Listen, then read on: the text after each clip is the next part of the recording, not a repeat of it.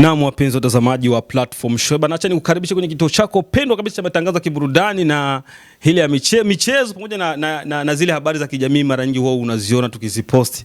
Bana, mbele yako huyu hapo mwamba anafahamika kwa jina la Hakizimana Remy almaarufu kama Tambwe. Kwenye mitandao ya kijamii watu wanapenda kumuita Tambwe the Great, mmoja kati ya wasanii maarufu hapa nchini ambao wanafanya movie za Kiswahili, na amekuwa kivutio kwa watu wengi kutokana na movie zake za ushauri na matukio kadha wa kadha.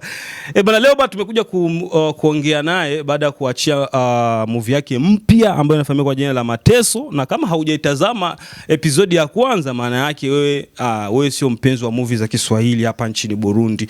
Na tutakwenda kuzungumza naye vitu vingi kuhusiana na kwanza na movie yenyewe na vitu vingine ambavyo vinamhusu yeye, utakwenda kuvifahamu hapa siku ya leo. Endelea kuwa nasi mwanzo mpaka mwisho ili kufahamu kile ambacho tutakwenda kukizungumza. Bana Tambwe, vipi? Safi mwanangu. Upo vizuri? Fresh Gudo kabisa. Kama kawaida. Mateso mwenyewe naongea. Mateso kabisa, nateseka mwanangu. Pole sana ndugu yangu. Asante. Dunia inatufunza mengi sana kabisa. Okay, bana, mimi baada ya kuachia episode ya kwanza, kwa sababu nimeona umeandika episode kweli ya kwanza, nikasema acha nikutafute ili niweze kufahamu kilichopo nyuma ya hii movie yako mpya ambayo inafahamika kwa jina la Mateso. Kwanza story yake iko vipi, au kwa mtu ambaye akisikia Mateso anasikia kitu gani? Kwanza moja, ukisikia mateso unaelewa kwamba ni changamoto za maisha ambazo zinaweza kumtokea mwanadamu katika upande labda wa maumivu ya vitu kama hivyo. Na hususan story ya Mateso ilikuja ni baada ya kwanza mimi, kwa sababu katika uandishi wanazingatia kitu kimoja, kuangalia dunia sasa hivi inafika wapi na jamii zinapitia kipindi gani. Kwa hiyo nikaja kuangalia kuna baadhi ya watu sasa hivi mwanangu wanapitia changamoto nyingi sana. Kwa hiyo nikaangalia kwanza ili niweze sasa kuleta story nzuri, nikakamata hayo matatizo ya maisha pia nikaingiza na zile shida za ndoa. Kwa hiyo mara moja nikazimix ili nitoe ujumbe mmoja tu wa kunyooka. Okay. Na mimi nimetazama mwanzo mpaka mwisho dakika zote 25. Nimeona umeandika story, umeandika pale kwamba ni wewe, vile umeproduce wewe, na pia ni actor principal kama sijakosea, kwa sababu bado inaendelea, wanda tukapata mapinduzi mengine huko. Kwanza mimi nimeshangazwa sana na vipaji ambavyo nimeviona ndani. Sasa sijui kwamba wale waigizaji ni wa hapa Burundi au uliamua kusema acha nivuke kidogo boda nikachukua waigizaji niwalete hapa. Kwanza ukizingatia kama wewe ni mfuatiliaji wa filamu zangu, sasa hivi hizo casting nilizotumia ni mpya. Okay. Kwa nini nimetumia mpya? Kwa sababu unajua hapa nilipokuwa Dar es Salaam nimejifunza vitu vingi sana. Na katika hilo nikasema kwamba kwa nini nisilete mabadiliko? Nikasema kwamba kwanza moja, ukiangalia movie zangu za nyuma kidogo nilikuwa na changamoto ya waigizaji. Kila mwigizaji ambaye ninayemtumia anahitaji kuwa maarufu zaidi ya tamthilia yenyewe inayompa umaarufu. Kwa hiyo hizo ni changamoto. Kwa nilivyoenda Dar es Salaam nikajifunza vitu sana, hususan kitengo cha casting. Nikaja nikasema inabidi nirekebishe. Kwa hiyo nikajaribu kutafuta waigizaji wapya ambao bado sijawahi kuigiza nao kwenye kazi yoyote. Lakini nimetumia kama watatu ambao pia tumeshashiriki nao. Kwa hiyo nikawa nimewaleta. Katika swala la kuproduce pia na kuandika, najua kwamba nyumbani kwa nini nimekuja na hii Mateso. Kwa sababu nyumbani ukizingatia watu wanasema kwamba wanashindwa kunisupport mimi katika filamu za Kiswahili. Lakini nimeshangaa ukiangalia tamthilia ya Dunia ni tamthilia ambayo inapendwa sana Burundi. Ukiangalia kuna tamthilia sijui nyingine sijui ya Chado Master sijui Mission Impossible pia inapendwa. Kwa hiyo nikajiuliza kwa nini sasa nyumbani wanashindwa kunipa mimi support. Kwa hiyo nilivyokuwa kule nikaangalia the way wanavyofanya kazi zao, nikaangalia mimi mbona kuna utofauti wowote. Sasa acha sasa niende nikatengeneze kitu cha utofauti. Kwa hiyo ndo nikaja na Mateso. Ni kweli nimeandika mimi, lakini unaweza kushangaa ikifika episode ya 7 au 8 10 inaweza katokea nikamwamini mwandishi mwingine akaleta idea, kwa sababu unajua tupo katika kazi ambayo inatakiwa idea nyingi na mpya ili episode ziendelee kutafutwa. Kunaweza kuja mtu ambaye ni mwandishi akaniambia mwanangu Tambwe hapo ulipoishia nina idea nyingine ya kuongezea ili tuweze kuboresha. Kwa hiyo nawakaribisha tu watu kama hao ndio maana nimeandika mwenyewe ili kwanza kuanza kuleta ule utamu. Bwana, mimi sasa ni mchimbaji wa vitu. Nimejaribu kuangalia episode ya kwanza, hivi tutakuwa na episode nyingi au ni umeandaa tu episode kadhaa na bado tutakuwa umeisha hapo? Zitaisha kwenye kwa ngapi, au ni muendelezo tuseme bana zitakuwa na season labda, au tutaisha kwenye season ya kwanza tu? Kwanza kusema ukweli, mfano nikiangalia mimi, yani katika waigizaji wa Kiswahili wanaofanya vizuri katika tamthilia ni kitu ambacho nimekileta mimi. Kwa sababu akikuepo wengi tulikuwa tunafanya tu single movie nini na nini, short films basi.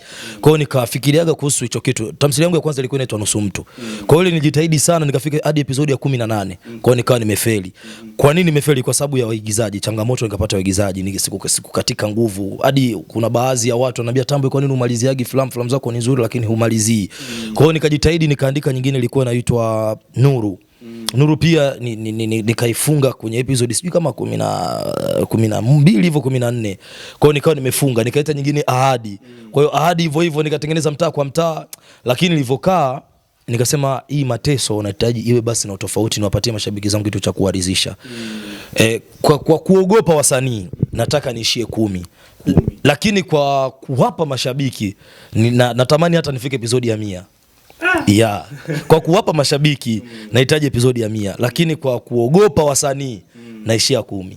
Yaani unaogopa kitu gani? Unaogopa kwamba unaweza kaigiza na msanii episode kufika kwenye episode kadhaa baadaye akawa amepotea au haonekani? Ndicho ambacho unakiogopa kabisa. Kwanza moja, hiyo ndio changamoto kubwa ambayo ninayo.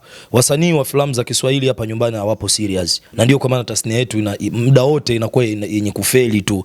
Uwezo ukakuta filamu sijui mwaka ndani ya mwaka mmoja waigizaji wa filamu za Kiswahili Burundi tu tumetoa filamu 50. Ni ngumu sana. Sasa naogopa wasanii. Wasanii naanza episode ya kwanza, ya pili, ya tatu, ya 4, ninapofika kwa 5 hadi nipigie simu mimi. Umeelewa? Hata kija location anakuja saa 5, akifika saa 4, ikifika saa 9 unasikia mama ananiita. Kwa hiyo unakuja kuona tu ni vitu ambavyo wasanii wapo serious. Kwa hiyo naanza kuwaogopa, na ndio kwa maana nimesema kwamba nataka kutumika tu episode 10 kwa heshima ya wasanii, lakini najua nitawakosea mashabiki zangu. Kwa sababu story ya Mateso inahitaji waandishi wengi ambao natamani ifike kwa episode ya 10 mtu mwingine aje, Tambo tuendeleshe season 2 kuanzia episode ya 11 hadi 20 na idea tuchange kwenye Mateso, analeta tunaandika tuendelea shooting. Ya pili ni uwezo kabisa, kwa sababu uwezo hapo nakwama. Mfano ukiangalia Mateso mwanangu nimekodi Black Magic. Ndio natumia Black Magic kwa sababu ni shauri ambazo nimezipata kutoka kwa walimu kwa Dar es Salaam Tanzania. Aswa Mbulu the one ambaye ni director wa picha yangu, ni director wa tamthilia ya Noma na Nice to Meet You. Huyo ndo mwalimu ambaye anayenifunza. Kwa hiyo ameniambia kwamba Tambo, unavyorudi jitahidi kutafuta material ambazo ni nzuri ili uweze kupata quality nzuri. Kwa hiyo ndo nikafanya hivyo. Na mimi kitu kingine ambacho nimeweza kukitazama pale, kwa sababu kwa wale ambao hawajatazama, ni kwamba episode ya kwanza bwana Mateso nimeona kama vile Mateso jina linaendana na una changamoto kweli zilizopo, kwa sababu tumeona kwenye ndoa yako pale hali ya sio nzuri. Pesa unaitoa lakini haikizi mahitaji. Vile mke wako inaonekana kama ana tatizo, lakini mpaka sasa hivi hatujajua tatizo nini. Unajua wasanii wanatuvurugaga sana. Kwa wale ambao mtazama mmeona mke wa Mwamba ni kama ana harufu fulani, kwa mujibu wa maelezo ana harufu ambayo inamtoka yeye. Ila sasa imekuwaje mpaka wewe ambaye ni mume wako inaonekana unawezekana harufu na wewe unaisikia, lakini ulikataa kwa sababu harufu ambayo unayo wewe mimi ndio unayoipenda, lakini watu wengine wanasema ananuka sana. Unajua yule ni mke wangu. Afu nimemuoa atoe harufu kama ile. Kwa hiyo ile ni changamoto ambayo ilitokea baada tu ya ndoa. So kwa hiyo nikisema kwamba mimi nifunguke kumwambia mke wangu unanuka, kwa hiyo nitamvunja moyo, alafu mara moja anaanza kaondoka. Na ukitazama ni tatizo ambalo limemkuta tu tupo kwenye ndoa. Kuna watu wametuma comment wananiambia Mateso mke wako ni mzuri. Sasa naofia nisije nikampoteza mke wangu. Kwa hiyo naamua tu kumwambia kwamba mke wangu una harufu nzuri na hiyo ndio ninayoipenda. Achana naona kijiji nini. Okay. Kwa hiyo inaonekana kama kuna jambo ambalo huko mbele ya safari tutakuja kuliona. Kwa wale ambao unatamani waweze kutazama, kitu gani ambacho unaweza kuwaambia huko mbele ya hizi episodi zinazofuata baada ya kuona hii, au ambao hawajatazama wanakwenda kutazama sasa hivi hizi nyingine ambazo zitakazofuata? Hivi hauwezi kutupa hata kitu kadogo, yani utufungulie hata kodi? Maana kuna vitu ambavyo vimefungwa huko mpaka ni watu mimi akili shanichanganya. Tukutane tarehe 21. Tukutane tarehe 21, tutachia episode ya pili. Tarehe 21 tutachia episode ya pili, kwa hiyo kuna utamu kabisa. Tamthilia ya Mateso ina historia nzuri ambayo itaelimisha pia na itakufanya kwamba hata episode ya kwanza, kwa sababu hapa tayari watu wameshaanza kuniuliza kwamba episode mke wako ile harufu inatokana na nini? Kwa nini? Sasa kwa hiyo ni kitu ambacho nimependa. Vimo watu watakuja kuona ile harufu imetokana na nini, na changamoto sio hiyo moja kweli. Kuna nyingine ambayo nimeona pale kuna nyingine ule mwamba sio anaitwa nani yule, kwamba Barnaba naye ana changamoto kwa mke wake kula. Yaani anachepuka sana, lakini inaonekana kama tatizo liko kwa mke wake, hatujajua tatizo ni nini. Kwa kweli pale labda tuseme kwamba tumefunga pia, kwa sababu kumefungwa pia, kwa sababu yule mshikaji ni katika Mateso kuna story mbili ambazo zina ugumu kabisa, yani Mateso kabisa. Ukiangalia mwamba Barnaba pale ana mke wake, lakini mshikaji anataka mtoto. Sasa hatujui tatizo la mtoto liko upande gani. Alafu pia tunamwona mshikaji kila demu wa kijiji anataka aruke naye, kwa sababu yeye labda kwenye kijiji ndo ana uwezo fulani, kwa hiyo anatumia uwezo wake kuweza kutaka kila mwanamke anayemtaka yeye ampate. Kwa hiyo ukiangalia hata pia kwenye maisha vitu kama hivyo vipo mwanangu. Ndio nikasema kwamba kwenye Mateso lazima nifunze kila kitu. Ndio historia ya Barnaba hii. Na kingine ambacho kumalizia, kutakuwa na surprise, maana tunaonaga tamthilia nyingi unaweza ukaenda na waigizaji alafu unakutana mwishoni panakuja mwigizaji ambaye ni mgeni ambaye hakuzoeleka kwenye tamthilia. Vipi kwa upande wako, ipo itakuwepo? Mimi labda cha kuomba tu kwamba ninatamani sana niingize wasanii ambao wanajulikana sana nyumbani kwetu, ambao wameshafanya kazi kwa ukubwa. Lakini pia ukiangalia uwezo nao unachangia. Kwa hiyo naomba tu kwamba surprises zipo ambazo naweza nikaziandaa mimi kama producer, lakini ule uwezo sasa wa kufikia wale watu ili kuwashawishi waweze kuingia kwenye Mateso.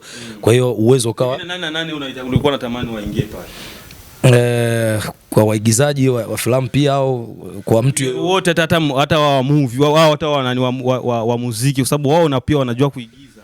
Mmoja kwanza kwa upande wa wanawake nilikuwa hata kuzungumza naye, kwa hiyo kukawa kitu kimoja ambacho labda kimejifunga hapo kikawa tatizo. Shan Queen pia nilikuwa namfikiria kwamba akiigiza itakuwa vizuri.